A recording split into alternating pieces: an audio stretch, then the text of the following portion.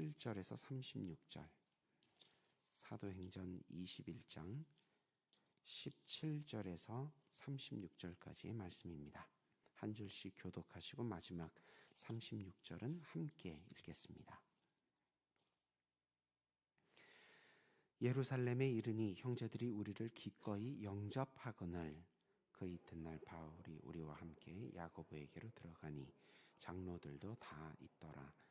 바울이 문안하고 하나님이 자기의 사역으로 말미암아 이방 가운데서 하신 일을 낱낱이 말하니 그들이 듣고 하나님께 영광을 돌리고 바울더러 이르되 형제여 그대도 보는 바에 유대인 중에 믿는 자 수만 명이 있으니 다 율법의 열성을 잇는 내가 이방에 있는 모든 유대인을 가르치되 모세를 배반하고 아들들에게 할례를 행하지 말고 또 관습을 지키지 말라 한다 함을 그들이 들었도다.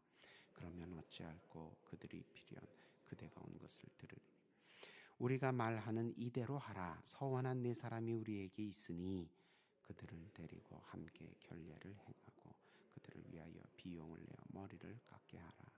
그러면 모든 사람이 그대에 대하여 들은 것이 사실이 아니고 그대도 율법을 지켜 행하는 줄로 알 것이라. 주를 믿는 이방인에게는 우리가 우상의 제물과 피와 목매어 죽인 것과 음행을 피할 것을 결의하고 편지하였느니라 하니 바울이 이 사람을 데리고 이튿날 그들과 함께 성전에 들어가서 각 사람을 위하여 제사 드릴 때까지의 결례의 기간이 만기된 것을 신고하니라. 그 이래가 거의 참에 아시아로부터 온 유대인들이 성전에서 바울을 보고 모든 무리를 충동하여 그를 붙들고 예치되 이스라엘 사람들아 도우라. 이 사람은 각처에서 우리 백성과 율법 비방하여 모든 사람을 가르치는 그 자인데 또 헬라인을 데리고 성전에 들어가서 이 거룩한 곳을 더럽혔다 하니 이는 그들이 전에 에베소 사람 드로비모가 바울과 함께 시내에 있음을 보고 바울이 그를 성전에 데리고 들어간 줄로 생각함이러라. 온 성이 소동하여 백성이 달려와 모여 바울을 잡아 성전 밖으로 끌고 나가니 문들이 곧 닫히더라. 그들이 그를 죽이려 할 때에 온 예루살렘이 요란하다는 소문이 군대의 천부장에게 들리매 그가 급히 군인들과 백부장들을 거느리고 내려가니 그들이 천부장과 군인들을 보고 바울치기를 그치는지라. 이에 천부장이 가까이 가서 바울을 잡아 두 쇠사슬로 결박하라 명하고 그가 누구이며 그가 무슨 일을 하였느냐 물으니 무리 가운데서 어떤 이는 이런 말로 어떤 이는 저런 말로 소리치거늘 천부장이 소동으로 말미암아 진상을 알 수 없어 그를 영내로 데려가라 명하니라. 바울이 층대에 이를 때에 무리의 폭행으로 말미암아 군사들에게 들려가니 이는 백성의 무리가 그를 없이하고자 함이로라. 아멘. 네, 오늘 본문에는 바울의 마지막 3차 선교 여행이 중단되는 예루살렘 체포 사건이 기록되어 있습니다. 오늘부터 바울은 더 이상 자유의 몸으로 다니지 못하고 유대인들에게 고발당한 피고인이 되어서 로마 군대의 보호 아래 이리저리 이송 다니면서 재판을 받다가 마지막에 상소하여 재판의 마지막 최종 심급인 로마 황제 가이사 앞에 상소하여 이제 자기 생애에 바울 생애의 마지막 선교지가 된 로마로 가게 됩니다. 이 사도행전 뒷부분은 이제 그런 내용으로 기록이 되어 있습니다. 헬라와 아시아 지방에서 선교하여 많은 열매를 거둔 바울은 헬라와 아시아에 세워진 초대교회의 형제들로부터 2번이나 예루살렘으로 가시지 말라 이런 조언을 들었지만 성령의 인도하심을 따라 바울은 예루살렘으로 가는 길을 멈추지 않습니다. 유대인들에게 박해를 받아서 예수님처럼 또 스데반처럼 죽임당할 수 있음을 잘 알고 있었지만 하나님의 구원의 큰 빛이 이방에도 환하게 비추어졌음을 생생하게 예루살렘 형제들에게도 보고하고 증언하고, 또 예루살렘에 있는 사람들이 결국은 자기 동족 유대인들이기 때문에 자기 동족을 위해서도 내가 기회가 되는 대로 힘써 복음을 전해야겠다. 그래서 그런 마음을 가지고 있었기 때문에 성령께서 예루살렘으로 인도하실 때에 기쁜 마음으로, 굳은 마음으로 순종하여 예루살렘으로 나아간 것입니다. 예루살렘 교회는 나중에 그 야고보서를 집필한 야고보 사도가, 이 야고보 사도는 예수님의 동생인데, 야고보가 예루살렘 교회를 섬기고 있었습니다. 예루살렘 교회는 야고보를 중심으로, 그러니까 예수님의 직계 형제인 신앙의 기둥들을 중심으로 박해 가운데서도, 오해와 혐오 가운데서도 똘똘 뭉쳐서 신앙생활을 하고 있었던 교회였는데, 이 야고보는 또 그와 함께한 예루살렘의 장로들은 바울이 헬라와 아시아에서 복음의 귀한 일꾼으로 크게 하나님께 쓰임받고 있음을 인정하고 하나님께 영광을 돌립니다. 그리고 그렇게 하나님께 귀하게 쓰임받은 바울이 이곳 예루살렘에서 위급한 순간에 처해지지 않도록 바울의 안전을 위해서 노력을 합니다. 어떤 제안을 바울에게 하느냐? 바울이 사실은 구원은 율법의 행위로가 아니라 예수님을 믿음으로 받는 것이다, 이렇게 가르쳤을 뿐인데, 그런데 예루살렘의 유대인들은 그 바울이 전한 초대교회가 함께 공통적으로 믿고 있는 그 복음의 내용을 오해하고, 그래서 자기네들끼리 분노하면서 초대교회를 박해하려고 했습니다. 율법을 무시하고 다른 구원의 길을 가르친다. 초대교회는, 기독교는 유대교의 이단이다. 나사렛 예수는 그 이단의 괴수다. 뭐 이렇게 하나님의 구원의 길을 스스로 자기들만의 율법주의적인 관점을 가지고 거절하고 초대교회를 핍박을 하고 있었는데, 사도 바울이 그 가장 제거해야 될 대상으로 지목이 되었다는 것입니다.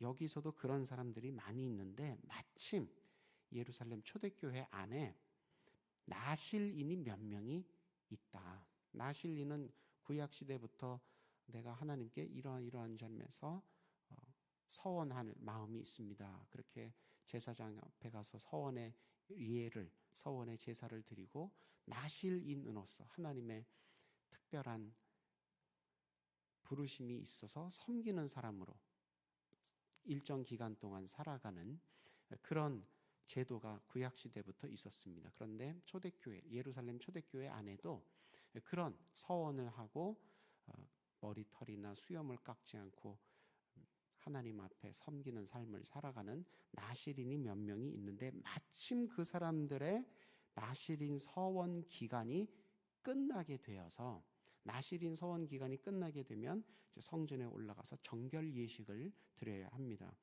그래서 마침 그런 사람들이 있어서 정결 예식을 치르게 되었는데, 바울 그대도 그들과 함께 가서 정결 예식을 치르라. 그들을 위하여 머리 깎는 비용도 되면서 정결 예식을 돕고 그대도 정결 예식에 참여하여 같이 치르라.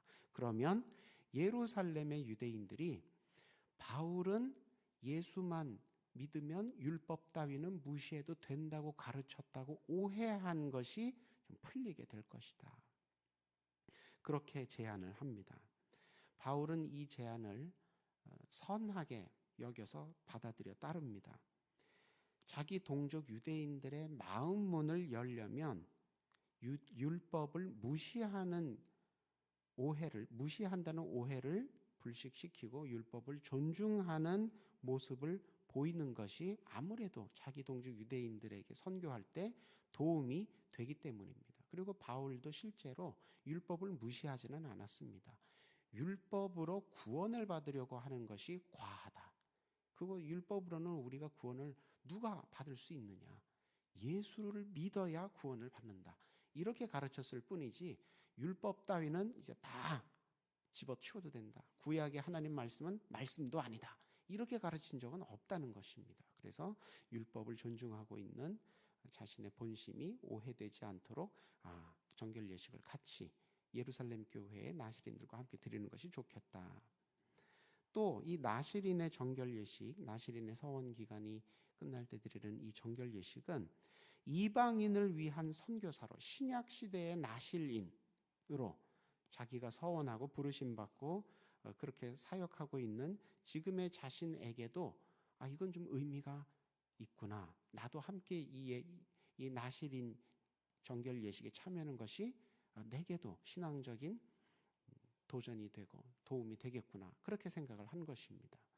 예루살렘의 초대교인들은 나실인이 이제 끝나는 의미겠지만 바울은 이제 그때부터 시작한다는 의미로 받아들여서 참여하는 것 같습니다.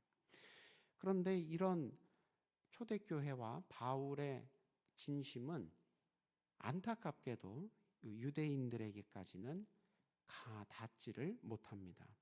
유대인들의 오해, 편견은 사그러들지 않고 사그러들기는커녕 바울이 이방인과 함께 성전을 출입하여 성전을 더럽혔다. 이런 가짜 뉴스까지 이제 생겨서 퍼지게 됩니다. 그래서 흥분한 군중들이 바울을 붙잡아다가 때려 죽이려고 하는 그런 위급한 순간이 생기게 됩니다. 그러니까 헬라와 아시아의 초대교회 형제들이 걱정한 대로 바울은 지금 유대인들 손에 붙들려서 꼼짝없이 죽게 된 것입니다. 그런데 이런 급박한 때에 정말 의외의 도움을 받게 됩니다. 예루살렘의 주둔에 있으면서 치안을 담당하는 식민지의 부대 로마군에서 천부장은 부하 1000명을 거느리는 장군입니다. 천부장이 이 소란한 예루살렘 시내의 모습을 접하고 바울을 구출해 냅니다.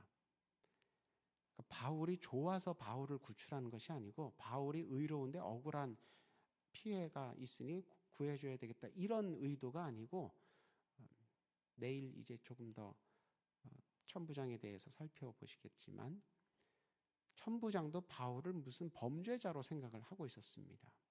그래서 백성들이 저렇게 소란하는가 보다. 그래서 이제 바울을 체포를 한 것인데 그것이 비록 바울이 이제 그래서 손발에 쇠사슬을 결박당한 그런 정말 죄수와 같은 행색이 되기는 했지만 그것이 바울에게는 큰 은혜가 되고 복이 됩니다. 왜냐하면 아주 불의하고 무도하게 흉폭하게 변한 군중으로부터 그 폭력의 아래 놓여 있다가 로마군은 최소한 상식과 공정이 살아있는 법 제도에 따라서 움직이는 군대이기 때문에 그 로마 아래로 체포되어 들어가면 최소한 공정하고 상식적으로 시시비비를 가릴 수 있게 되었기 때문입니다. 그런데 바울은 방금 이렇게 가까스로 목숨을 건진 이런 혼란한 와중에서도 자기의 목숨을, 자기의 안전을 유지하기 위해 애쓰기보다는 자기 동족들을 향해서 복음을 증거할 기회를 또 삼으려고 그런 기회를 천부장에게 요구하기도 합니다. 이런 바울의 모습을 살펴보면서 오늘날 신앙생활을 하는 우리도 이런 바울 같은 상황에 부딪힐 때가 있음을 기억하게 됩니다. 겹쳐 보이게 됩니다. 복음이 전혀 환영받지 못할 것 같은 상황, 바울에게만 있는 게 아니라 오늘날 우리에게도 만나게 되는 상황입니다. 복음을 전하면 회개하기는커녕 도리어 혐오나 냉대가 되돌아올 것 같은 상황, 우리 주변에도 있습니다. 심지어 내가 복음을 전하면 큰 손해도 내가 보게 될 것을 감수해야 하는 그런 상황들이 오늘날도 여전히 있습니다. 그럴 때 바울처럼 용기를 내어서 전도를 해야 하는데 사실 항상 또 그렇게 하지는 못하고 있는 게 우리의 현실이기도 하죠. 그래서 오늘 본문이 우리의 신앙생활을, 우리 내면의 신앙의 견고함을 가다듬을 수 있는 거울과 같은 본문으로 우리에게 다가온다는 것입니다. 우리가 잠시 주춤하고 무너진 부분이, 허물어진 부분이, 흐트러진 부분이 있다면 다시 추스르도록 우리에게 도전을 주는 본문이라는 것입니다. 따지고 보면 예나 지금이나 복음은 항상 환영만 받은 적이 없습니다. 어떤 곳에서는, 어떤 사람에게서는 환영을 받고, 내가 나에게 복음 전해준 대로 나도 한번 당신을 따라서 교회 한번 가보겠습니다, 이런 사람들도 있지만 전혀 그렇지 않은 사람들도 있다는 것입니다. 오히려 역정을 내고 불쾌해하는 사람들이 있지요. 거센 저항에 부딪히는 것이 꼭 바울에게만 있었던 것이 아니고 오늘날도 계속 그런 현상들이 있다는 것입니다. 왜냐하면 이 죄라는 것은, 이 죄성, 또 우리가 죄의 습관, 성품으로만 죄성을 갖고 있는 게 아니라 알던 모르던 죄의 습관을 가지고 우리가 죄를 자꾸 행하고 있지요. 이것이 옛날 믿음의 조상들 표현으로는 전적 타락이라고 표현한 것입니다. 굉장히 부정적인 표현이긴 한데, 이런 부정적인 표현을 굳이 부정적으로 이렇게 전적으로 타락했다는 표현을 쓴 이유는 그만큼 우리에게 부족함과 연약함이 쉽게 떨어져 나가지 않더라는 경험 때문입니다. 그래서 이 죄는 어둠과 달라서 빛을 비추어 준다고 해서 저절로 물러가지 않습니다. 어둠은 아무리 칠흑 같은 어둠이라 할지라도 새벽에 해가 뜨면, 전등 불빛으로 딱 비추면, 아무리 어두운, 칠흑같이 어두운 상황이라도 빛이 들어가면 어둠은 물러가고 그 지역이 환해집니다. 근데 죄는 그렇지는 않습니다. 우리가 죄를 어둠에 비유하기는 하지만 죄는 누가 하나님 말씀 전해준다고 해서, 좋은 방법, 생명의 길, 구원의 방향 알려준다고 해서 저절로 죄가 없어지지 않는다는 것입니다. 죄는 마치 무너진 잔해 같아서 일부러 열심히 치우지 않으면 죄는 그대로 있습니다. 그대로 있어서 그 잔해에 깔린 사람이 결국 질식해서 죽게 됩니다. 죄는 그래서 열심히 일부러 우리가 싸워서 밀어내야 합니다. 불신앙과 불순종은 깨어서, 나에게 혹시 불신앙 불순종은 없는가, 나에게 혹시 우상숭배는 없는가, 자꾸 깨어서 살펴보고 자꾸 씻어내고 청소하고, 그래야 그 아래 매몰되어 있는 내 영혼이, 사람의 생명이 살아나게 됩니다.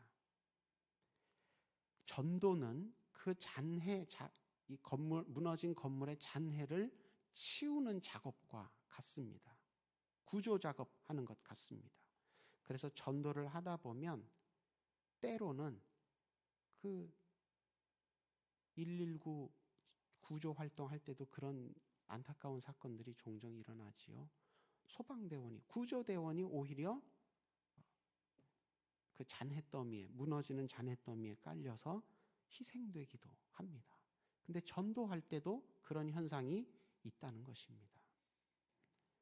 그러나 그렇다고 해서 전도자가 내 생명과 안전을 더 먼저 생각하고 그것을 더 크게 여겨서 이런 데서는 전도 못하겠다, 전도 어떻게 해야 되지, 망설인다거나, 그래 다음에 하자, 다음에 이 사람들 좀 마음이 진정되고 생각이 좀 달라지면 그때 와서 전도 다시 하자, 연기한다든지 미룬다든지, 혹은 이 사람들은 전도 안 되겠네, 포기한다든지.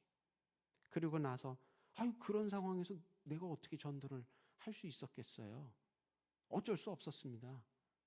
합리화하고 그냥 넘어가려고 한다면, 그러면 그런 사람은 사실은 구조대원으로서는 실격입니다. 현장에서 어떻게 배운 대로, 양심에 따라 배운 대로 올바르게 살아가야 할지. 제가 예전에 학교에서 강의할 때 어느 학생이 수업 끝나고 그렇게 저에게 질문을 했습니다. 근데 사실은 그 학생뿐만이 아니라 가르치는 사람들에게도 다 동일한 고민입니다.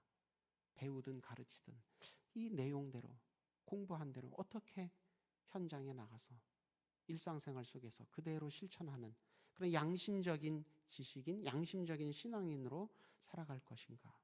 그때 그 수강생에게 제대로 대답을 못 해줬는데, 그래서 저도 지금까지 기억이 납니다. 그 이후로 짧게, 모든 대답은 짧게 명확하게 전달해줘야 듣는 사람이 기억에 탁 박히잖아요. 그래서 그때 그렇게 대답을 잘 못해줘서 그 후로는 제가 대답을 준비했습니다. 교수님 내지는 목사님, 현장에서 어떻게 살아가야 되겠습니까? 두 가지 있어야 됩니다. 첫 번째는 그 현장이 전도의 현장이든 어떤 현장이든 어떤 문제점 때문에 안 좋은지를 찾아내고 풀어낼 만한, 그 문제를 풀어낼 만한 전문성이 있어야 됩니다. 전문성이 없으면 뭐가 문제인지도 모르고 문제인지 알아도 그거를 해결을 할 방법을 찾지 못하게 됩니다. 그러려면 문제가 문제인 줄 알아내고 이거를 어떻게 풀어나가야 될지를 알려면 전문성이 있어야 됩니다. 전문성. 그리고 두 번째, 혼자서 한다고 해서 되지가 않죠. 분명히 나하고 뜻을 같이 하고 마음을 같이 할 그런 의로운 동료들이, 나와 힘을 합해줄 동료들이 있을 겁니다. 그 동료들과 함께 해야 합니다. 이거 우리 신앙 현장에 적용하면 어떻게 바꿔서 표현할 수 있겠습니까? 우리의 전문성은 무엇입니까? 믿음입니다. 믿음입니다.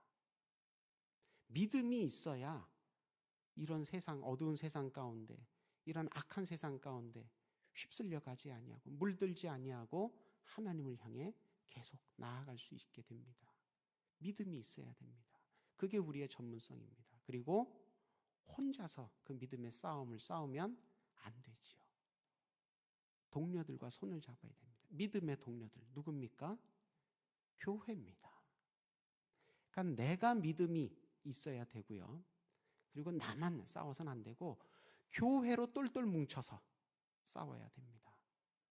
그때 성도가 어두운 세상 가운데서도 빛을 내는, 빛과 소금의 직분을 감당하는 열매를 거두게 된다는 것입니다. 우리에게 주님께서 말씀 주시고 성령 주시고 은혜 주시고 능력 주시는 이런 좋은 선물들을 주시는 이유가 무엇입니까? 믿음을 세워주시기 위해서입니다. 그리고 교회를 세우시기 위해서입니다. 복음을 거부하고 회방하는 그런 악한 바람, 악령이 여전히 불어닥친다 하더라도 시마다 때마다 도우시며 채워주시는 그런 말씀이 있습니다. 그런 은혜가 있습니다. 그런 능력이 있습니다. 성령께서 날마다 우리와 함께하고 계십니다.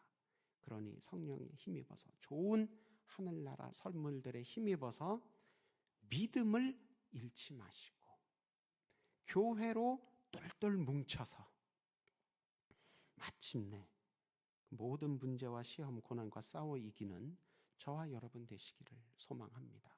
그렇게 살아가는 오늘 하루 또 이 새 한 주 되시기를 주님의 이름으로 축원합니다. 기도하겠습니다. 하나님 나라를 향해 우리를 부르시고 함께 하시며 도우시는 주님, 말씀을 통해 주와 같은 마음을 품고 주와 같은 일에 수고하기에 흐트러짐은 없는지 게을러짐은 없는지 도전하게 하시고 가다듬고 바로잡게 하시니 감사합니다. 말씀에 힘입어 상황과 조건에 휘둘리지 말고 주의 부르심에 초점을, 내 마음과 믿음의 초점을 확실하게 맞추고 끝까지 충성하고 헌신하는 수의동교회 모든 기도자와 예배자들 다 되게 하여 주옵소서. 이 시간 육신의 연약함으로 말미암아 주님 앞에 지금도 눈물로 호소하는 무릎들 기억하고 함께 기도합니다. 못자국난 손으로 친히 안수하여 주실 때에 다치고 상하였던 그 모든 부분들이 깨끗하게 치유되고 회복되게 하여 주옵소서. 사랑하는 마음으로 간병하고 있는 가족들에게도 영육 간에 힘이 떨어지지 아니하도록 그 모든 상황들을 선하게 붙드시고 인도하여 주옵소서. 새 목사님 청빙을 위한 절차가 진행 중에 있사오니 크신 은혜와 능력으로 함께하여 주셔서 하나님의 뜻대로 선하게 열매 맺게 하여 주옵소서. 교회가 기도하며 주님 앞에 나아가고 있사오니 합력하여 선을 이루는 교회로 세워지게 하여 주옵소서. 이 시간 부흥회 감사하여서 주님 앞에 봉헌 드리고 또 267번째 667에서 668번째 1000번째 예배를 주님 손에 기도하며 심습니다. 이 물질이 쓰이는 곳마다 하나님 나라가 크고 아름답게 세워지는 열매로 거두게 하여 주옵소서. 기도하며 바치는 손길들 주님께서 기억하여 주셔서 그들의 모든 기도 제목마다 하나님께서 친히 응답하사 30배, 60배, 100배 하늘의 평안과 기쁨으로 가득 채워지게 하여 주옵소서.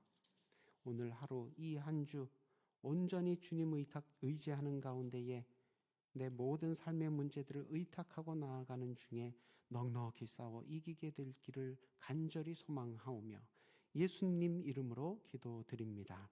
아멘. 하늘에